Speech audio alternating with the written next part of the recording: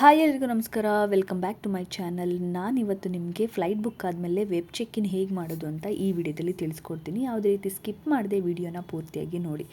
ನೀವು ಯಾವ ಆ್ಯಪಿಂದ ಫ್ಲೈಟ್ನ ಬುಕ್ ಮಾಡಿರ್ತೀರ ಆ ಆ್ಯಪನ್ನು ಓಪನ್ ಮಾಡ್ಕೊಳ್ಳಿ, ಆಲ್ರೆಡಿ ಡೌನ್ಲೋಡ್ ಮಾಡಿದರೆ. ಇಲ್ಲ ಅಂದರೆ ಡೈರೆಕ್ಟಾಗಿ ಗೂಗಲಲ್ಲಿ ನೀವು ಓಪನ್ ಮಾಡ್ಕೋಬೋದು. ನಾನು ಇಕ್ಸಿಗೋ ಅನ್ನೋ ಒಂದು ಆ್ಯಪಿಂದ ಬುಕ್ ಆಗಿತ್ತು, ಆದ್ದರಿಂದ ಅದೇ ಆ್ಯಪಲ್ಲಿ ನಾನು ಓಪನ್ ಮಾಡ್ತಿದ್ದೀನಿ. ಆಲ್ರೆಡಿ ನನ್ನದು ID ರಿಜಿಸ್ಟರ್ ಆಗಿದೆ. ಅಲ್ಲಿ ನೀವು ಓಪನ್ ಮಾಡಿದ ತಕ್ಷಣ ನಿಮ್ಮ ಟಿಕೆಟ್ ಓಪನ್ ಆಗುತ್ತೆ. ಯಾವ ಡೇಟಿಂದ ಯಾವ ಡೇಟು ಟ್ರಾವೆಲ್ ಮಾಡ್ತಿದ್ದೀರಾ ಮತ್ತು ರಿಟರ್ನ್ ಟಿಕೆಟ್ ಮಾಡಿದರೆ ಅದು ಕೂಡ ಓಪನ್ ಆಗಿರುತ್ತೆ. ಅದ್ರ ಕೆಳಗಡೆ ನಿಮಗೆ ಸ್ಮಾರ್ಟ್ ವೆಬ್ ಚೆಕ್ ಇನ್ ಅಂತ ಆಪ್ಷನ್ ಇರುತ್ತೆ. ಅಲ್ಲಿ ಹೋಗಿ ನೀವು ಪ್ರೊಸೀಡ್ ಅಂತ ಕೊಡಬೇಕು. ಪ್ರೊಸೀಡ್ ಅಂತ ಕೊಟ್ಟಾಗ ಇಷ್ಟು ದಿನ 2 ಡೇಸ್ ಮುಂಚೆ, ಅಂದರೆ ಇವತ್ತು ಫ್ಲೈಟ್ ಬುಕ್ ಅಂದರೆ ಫ್ಲೈಟ್ ಡೇಟ್ ಇವತ್ತಿದೆ ಅಂದರೆ ಇನ್ನು 2 ಡೇಸ್ ಹಿಂದೆ ನಿಮಗೆ ಓಪನ್ ಆಗುತ್ತೆ ವೆಬ್ ಚೆಕ್ ಇನ್ ಅಂತ ತೋರಿಸ್ತಿತ್ತು. ಅದನ್ನು ಲಾಸ್ಟ್ ವೀಡಿಯೋದಲ್ಲಿ ಫ್ಲೈಟ್ ಬುಕ್ ಮಾಡೋದ್ರಲ್ಲಿ ನಾನು ನಿಮಗೆ ತೋರಿಸಿದ್ದೀನಿ. ಇವಾಗ ಅದರಲ್ಲಿ ವೆಬ್ ಚೆಕ್ ಇನ್ ಓಪನ್ ಆಗಿದೆ. ಅಲ್ಲಿಗೆ ಹೋಗಿ ನಾವು ಡೀಟೇಲ್ಸ್ನ ಕೊಡಬೇಕು. ಸೊ ಅದು ಓಪನ್ ಆಗಿರುತ್ತೆ. ಮ್ಯಾನ್ಯುಯಲಿ ನೀವು ಕೊಡ್ಬೋದು. ಅಲ್ಲಿ ಟಿಕೆಟಲ್ಲಿ PNR ನಂಬರ್ ಇರುತ್ತೆ. ಆಲ್ಮೋಸ್ಟ್ ಅದು 6 ಡಿಜಿಟ್ ಇರುತ್ತೆ. ಅದನ್ನು ಕಾಪಿ ಮಾಡ್ಕೊಳ್ಳಿ ಅಥವಾ ಮ್ಯಾನ್ಯುಯಲ್ ಆಗಿ ಕೂಡ ಎಂಟ್ರಿ ಮಾಡ್ಬೋದು.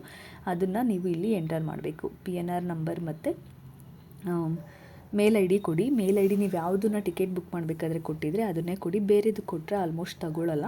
ಅದೇ ಮೇಲ್ ID ಕೊಟ್ಟರೆ ಒಳ್ಳೆಯದು. ಅದಾದಮೇಲೆ ಮತ್ತೆ ವೆಬ್ ಚೆಕ್ ಇನ್ ಅಂತ ಆಪ್ಷನ್ ಇರುತ್ತೆ.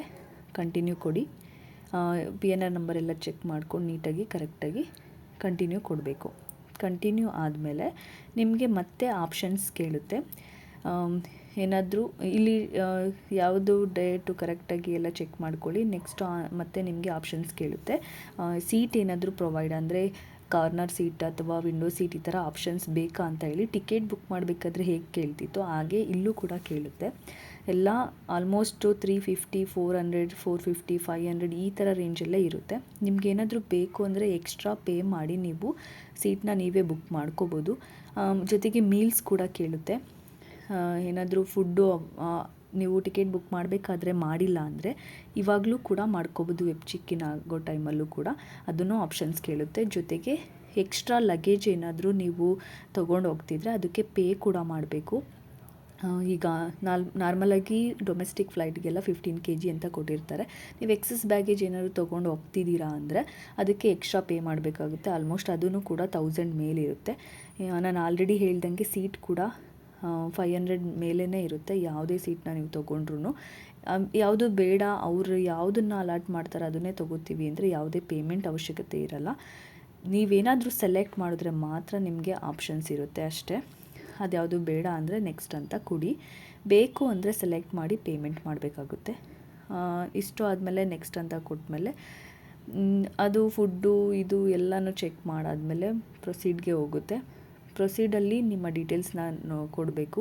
ಅಂದರೆ ಮೊಬೈಲ್ ನಂಬರು, ಮೇಲ್ ID. ಯಾಕಂದರೆ ವೆಬ್ ಚೆಕ್ ಇನ್ ಆಗಿದ ತಕ್ಷಣವೇ ಅದು ನಿಮಗೆ ಬೋರ್ಡಿಂಗ್ ಪಾಸ್ ಕೊಡಲ್ಲ. ಈಗಲೇ ಬಿಫೋರ್ ಅಂದರೆ ನೀವು ಫ್ಲೈಟ್ ಹತ್ತೋದಕ್ಕೆ 24 hours ಮುಂಚೆ ಅಥವಾ 4 to 5 hours ಮುಂಚೆ ಬೋರ್ಡಿಂಗ್ ಪಾಸ್ನ ಕಳಿಸ್ಕೊಡ್ತಾರೆ.